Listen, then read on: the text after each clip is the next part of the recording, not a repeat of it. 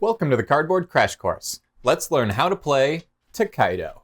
To set up, start by folding out the game board in the center of the table and lay both types of achievement cards face up nearby.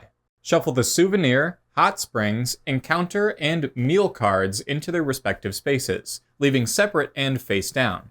Organize the 3 different panorama decks so that all of the 1s are on top, 2s, 3s, and then 4s are all in order, and leave them on their spots on the game board. Place the coins near the game board as a bank. Each player will then be dealt 2 random travelers from the stack of travelers and choose one to play as for the game, leaving the other one out of the game not to be used. They'll then pick a player color and take all 3 of the pieces of that color. Take the cardboard color token and place it in the spot on the top left of their traveler. Place your color marker on the 0 space of the journey track, alongside all other players' color markers. Then randomly place all of the traveler pieces from the different players on this leftmost in each of these spots. Each player will also take a starting cache of coins equal to the starting coin value on the top right of their traveler card. The game of Tokaido is played over a series of turns, but these turns are not sequential. Instead, along your journey to the destination Edo, the player who is furthest back from the destination takes the next turn. In a 4-player game like what we're showing here, this could mean that you might play a couple turns in a row before another player gets to play. You take your turn, and if you're still the last player furthest from the destination, you'll take another. Or whichever player is the furthest will take the next one. This game sort of represents the tortoise and the hare. Yes, there are benefits to getting places early, but if you take your time and spend more time at each spot before moving along to your destination, you may actually come out on top. It depends on the strategy. Let's jump into how turn order is decided and how to take a turn in Tokaido. The player whose traveler is farthest behind on the road is the player who takes the next turn. When we're looking at the actual road itself, that's easy to tell, but with a space like this starting position space, we'll have to look a little bit closer. While multiple players are on the same space, like the starting in, the further away from the road space is considered furthest away from the destination. So in a situation like the beginning of the game, where the pieces were determined randomly in these spots, the green player would take the first turn. Later on in the game, however, you might find a situation similar to this. In this case, it's very clear. The purple player will be taking the next turn. A turn in Tokaido is fairly simple. The player whose turn it is will pick up their marker and move it any space along the track that they'd like, as long as they don't pass the next in, which are these red spaces here. When they do this, they'll take an immediate action depending on what color of space they ended up in. For example, this purple player chose to move forward towards the encounter space. I'll talk about a description of each of the space's abilities in just a minute, but I want to talk about what happens when you move onto a double space.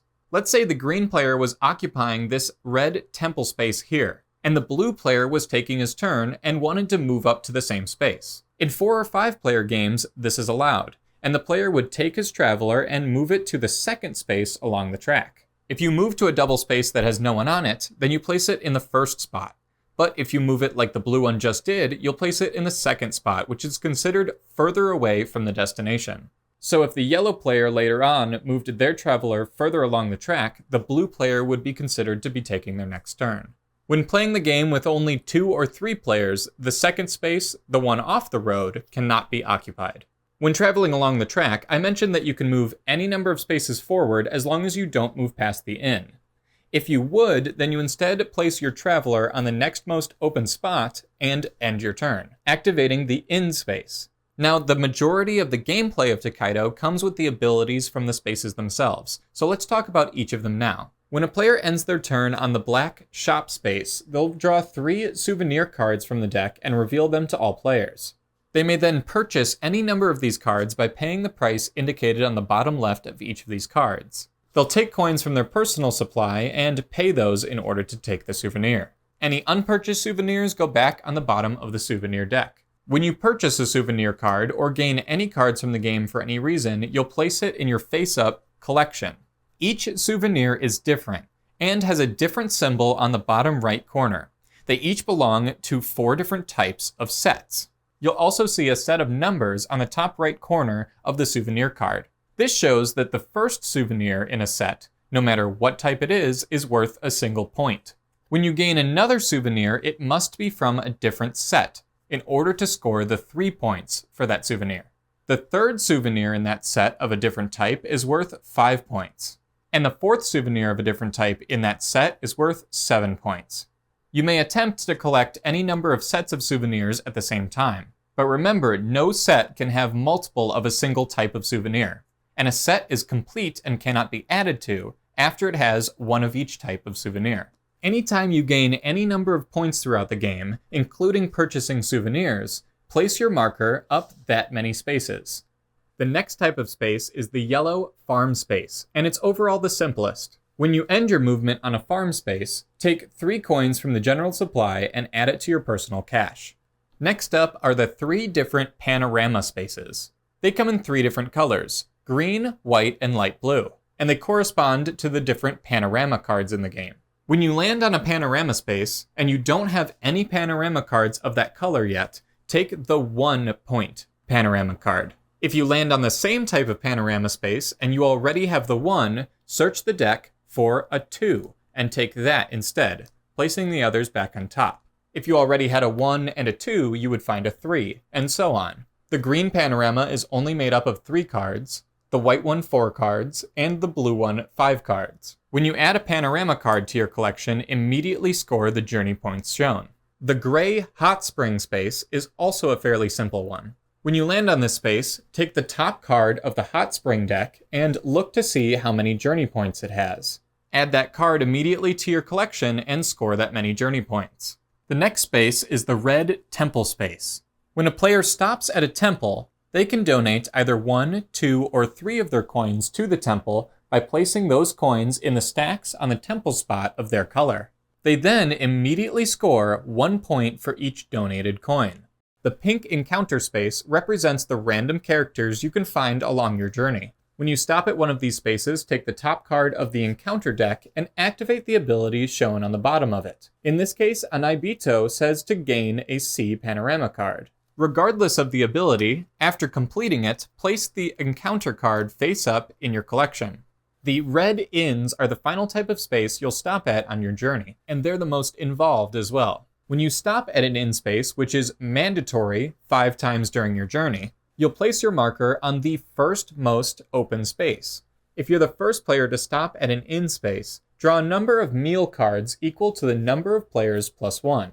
So for example, I drew 5 cards since I was the first one to stop in a 4-player game. Take a look at all of these cards in secret, not showing them to other players. You may choose up to 1 of them to purchase by paying the coins on the bottom left corner and placing it in your collection. You place all unchosen meal cards next to the actual inn space itself. If you're the 2nd, 3rd, 4th, or 5th player to enter the inn, look at all of the remaining inn cards that first player did not purchase. You may choose to purchase up to 1 of those cards, just like the first player did, and leave the rest next to the inn for the next players. When you purchase a meal card, place it in your collection and gain the 6 journey points that are printed on it. Meal cards are always worth 6 journey points, but can cost either 1, 2, or 3 coins. This represents the benefit of getting to the inn early and having a better selection of meals. Once all players have reached the inn and decided whether or not they want to purchase meal cards, then place all of the remaining unchosen meal cards at the bottom of the deck.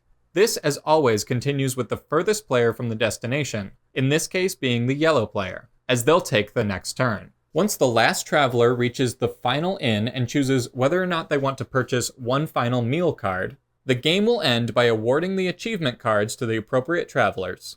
Immediately before scoring achievements, players will gain a number of points equal to the amount that they've donated to the temple throughout the game. As shown on the right side here, the most generous donator scores 10 points, then 7, then 4, and then all other donors score 2 points. The ties are friendly, so in the event of a tie, all tied players score points from that rank. If a player had not donated any coins, then they do not score any points.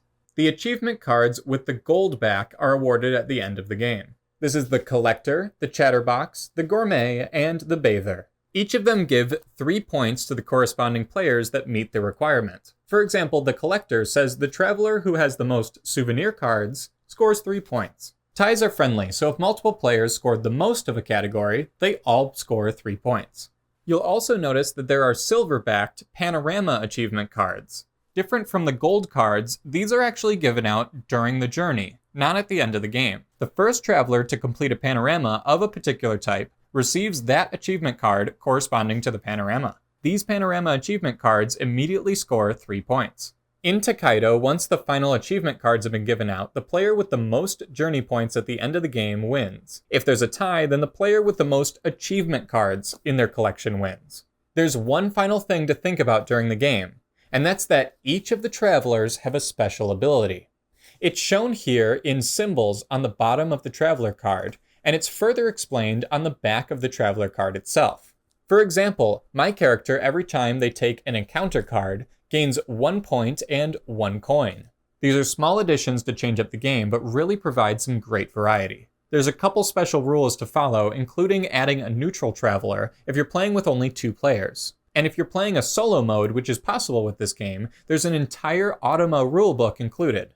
But I'll leave you to find and enjoy those things on your own. Thank you for watching, and thank you to the publisher Stonemaier for sending this copy. If you want to play another great game by Stonemaier that's simple, fun, and great with a group, check out the Rolling Realms How to Play in this video here.